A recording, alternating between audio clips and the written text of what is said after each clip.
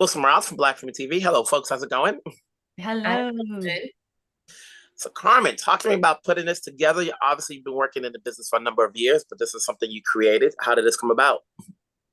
I got the wonderful opportunity from Amazon, who was eager to bring this IP into the 21st century. And so I said, yes, please put my name in the hat. And thus was born Beyond Black Beauty. Definitely wanted to highlight a subset of the Black community that's not normally highlighted. So that's why I chose an urban ranch.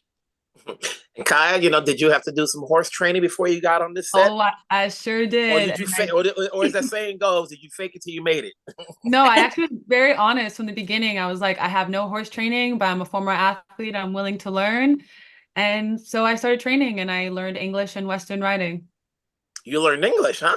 Yeah, we started with English actually because my character is initially a show jumper or eventer. So she jumps 1.40 m, which in the horse world is very high. And I was like, okay, I need to have a solid foundation. And then from there we learned Western. Mhm. So for you, Carmen, what's it like wearing this many hats, but this one where you're the number one hat? Um, I had a lot of practice. I had home training. My mother is a writer.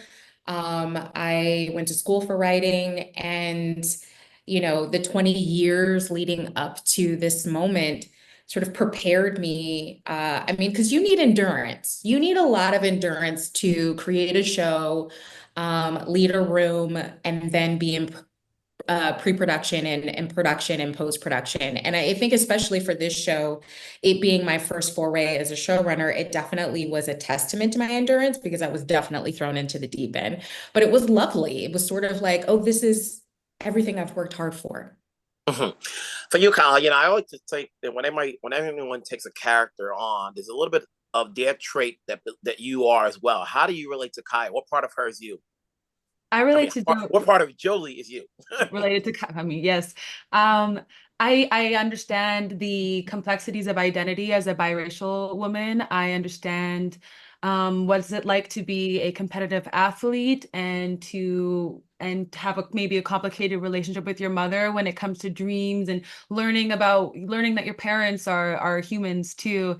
And I think there was a lot of similarities and a lot of differences, and I think it made it quite organic to kind of blend that all together. Mhm. For you, Pilar, how much research went into not only just horses, but blacks with horses? This environment that, as you mentioned before, we don't get to see so often.